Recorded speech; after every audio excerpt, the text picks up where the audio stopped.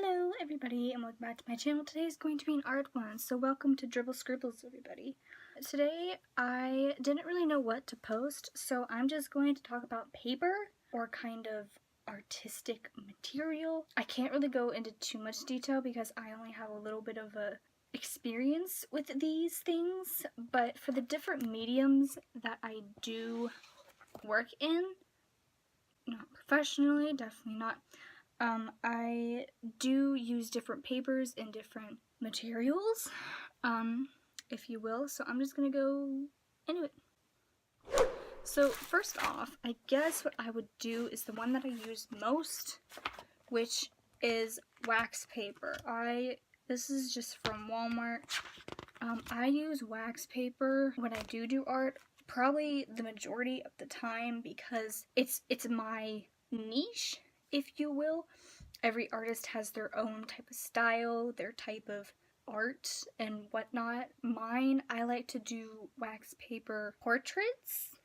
I'll get into that. Some people think that tracing is actually not art. I'll just get into that later. This is just the wax paper that I use. I already have one out here. It's kind of transparent. You can see some stuff I've already showed you in a video, some of my artwork that I have done. I probably should show you some other ones, so let me try to get it. I've shown you a lot of these, but let me tell you that I have Michi with me, so that's the scrabbling that you hear. I have done a whole bunch of drawings, and the reason why I don't think that tracing is a cheating way is because you can't really trace shading and you can't trace like tones from what you're copying from. You actually need that knowledge in order to take your trace, which I do a light trace. I ran out of breath. I always run out of breath for some reason. When you take your trace, you actually need to incorporate what you know as an artist into your paper. So let me just... most of mine are BTS and things that I like, which are mostly BTS because I was in that stage. So this is currently, well, not currently, this is Rat Monster, or RM, as he changed his. So as you can see, it's a little bit weird, but I don't do full tones. When I started out doing traces, I did a lot of them to figure out how to do it, basically. Like what things I need to do. Like as you can see, the lips, I figured out different techniques for the lips, for the nose, the ears, and even before I started doing tracing, I was practicing ears. Like I would look at Min Yoongi's ears. For some reason, I was just really encaptured by his ears. And I would just practice on paper drawing ears.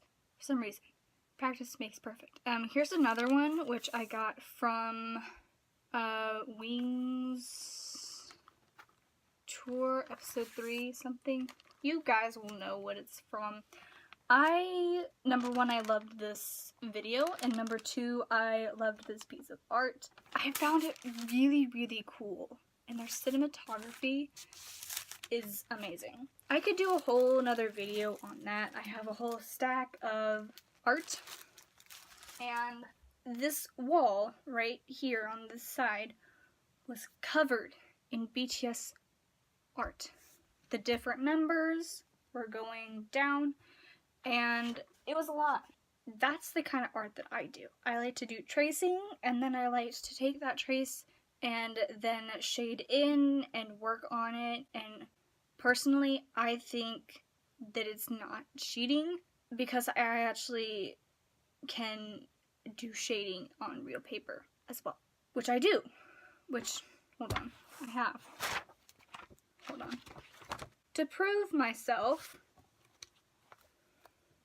here's Ratlon again. It looks a little bit weird, but there's shading. See, I didn't trace him. This one is a little bit funky, but here's Jungkook. Don't judge.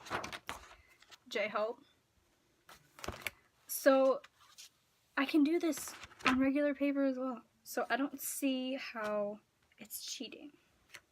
I don't know why people say it. So that is on sketch paper. The other paper that I do is calligraphy paper, and I haven't done much in calligraphy. I just use it for artwork, which is on that far wall, which you guys haven't seen. I don't know why I haven't shown this to you.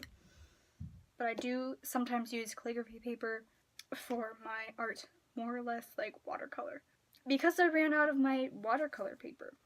The other thing that I do use is a sketch pad. I don't know why I had it open there.